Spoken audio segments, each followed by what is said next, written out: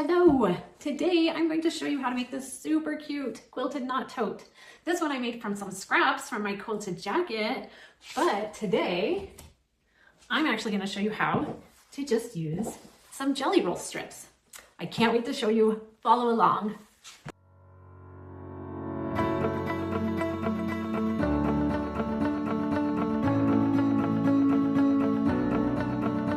Okay, I start by cutting my inside lining piece, okay? You are going to cut a piece of fabric that is 14 inches by 40 inches.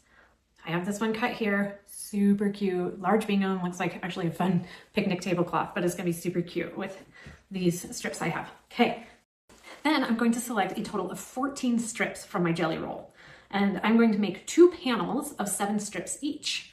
So I have already, you have lots to pick from, right? I've already made one panel.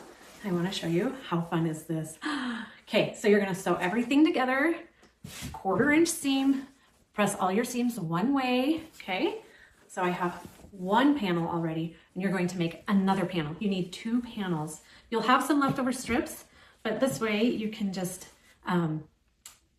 get that random variety look, which is super cute. So you'll just take your strips and you'll just randomly pick and put together 7 more strips to create another panel and sew those all together. I already did that. And then after you have 2 of these panels, okay, so this is one, and guess what? The other one was right here. I cut it up into pieces. So after you have your panels, okay, you are going to cut 2-inch strips. So, or 2.5 inch, sorry. So we're gonna have 2-inch blocks. So here's my second panel already cut up in 2-inch strips. But what I like to do is I want to give myself a good clean straight edge to work with. One edge is always way more jaggedy than the other. This one is a lot cleaner. Also, another pro tip is when you're sewing a bunch of strips together, I sew one way and then you're gonna sew the opposite direction on your next strip. That keeps things laying flatter and more uniform. If you do it all the same direction of your strips, sometimes it'll start to kind of curve a little bit. So pro tip, some of you probably already know that, but for those who didn't, you just wanna make sure you do that. Okay, so I'm gonna take and just clean up, give myself a super straight edge to work with here. Wait, it would help if I lined this up better. There we go. Put this on. Take your rotary cutter. Zoop. Okay. Throw those scraps aside. And then, like I said, 2.5 inch strips on for this whole panel. I think you get 15 from it. It takes me a minute to remember. So you're just gonna take, line it up, cut it. I'm gonna go ahead and do that with my second strip, and we'll go to that point. Okay, I have all of my strips cut now. You get, like I said, 15, actually maybe 16, 15 to 16 out of your panels that you do. So, okay, if you guys follow me, you know that I really like this method, and you know that I like random. I guess I'm just a really random person. Anyway, so here's my strip. I'm going to fold it in half, and I'm going to just sew it together, 1/4 inch seam. I don't bother with back stitching because all the seams are going to be, sewn together. It won't break. So.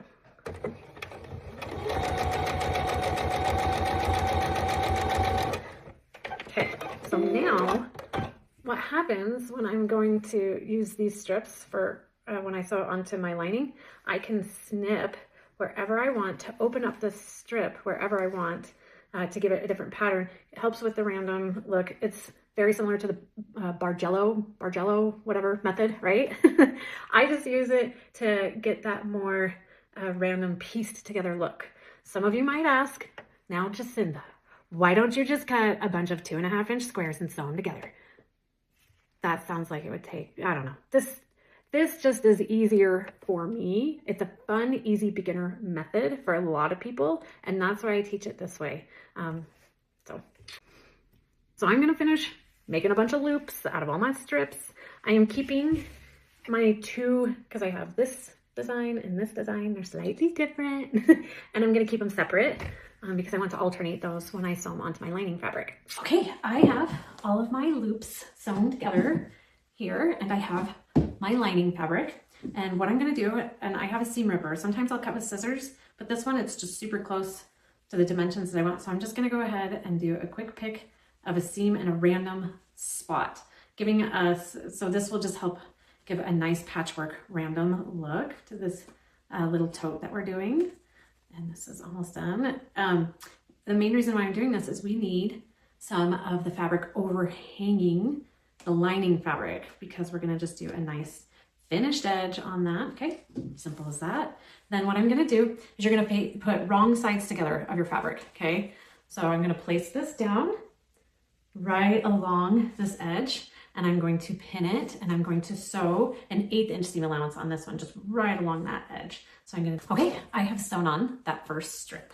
Now, I'm going to take a strip from my second fabric. I already opened this one up, and I am going to place it where I like it, okay? And then I'm going to match up your seams, so your squares essentially are matching up as best I can. And then I'm going to pin it and sew it, 1/4 inch seam allowance. I have that other strip sewn on, and I am just now pressing open those 2 strips. Okay, pressing open the seams, and voila. Ooh, do you see how fun this is? Okay, I'm going to continue doing this with all my strips alternating from one pile to the next to cover this whole lining piece. So I'm gonna work on that, and then I'll be back. Okay, here is the full panel done. Look, is that so fun? Quilted, kind of crinkly, fun looking.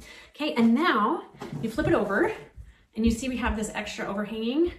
Next time I would probably do, let's say do 8 rather than 7. 2 panels of 8 strips. You can do 7, it just is a little tight. I need to cut this to a 1/2 inch. So I'm gonna trim down my sides to just a 1/2 inch here. So I'm just gonna come along, and so I have a 1/2 inch left over, and we're gonna hem these sides.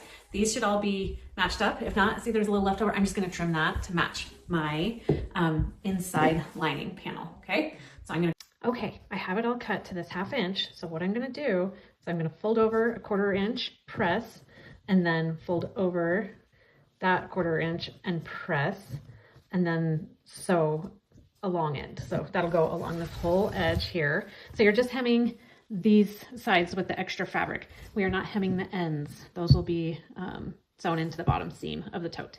So I'm going to go ahead and fold in a 1/4 inch, press, fold over that edge a 1/4 inch and press, and then sew down along to hem it.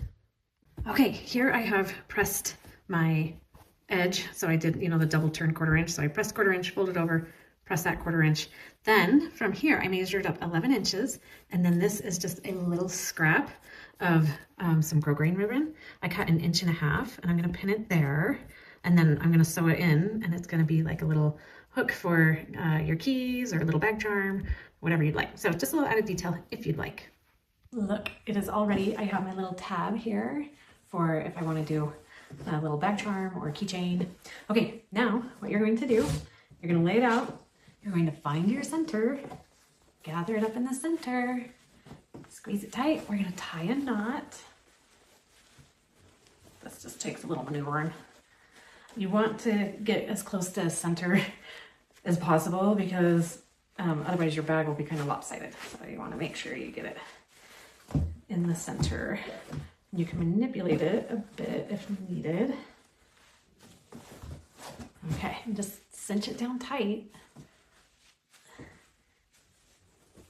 Okay, there's our knot.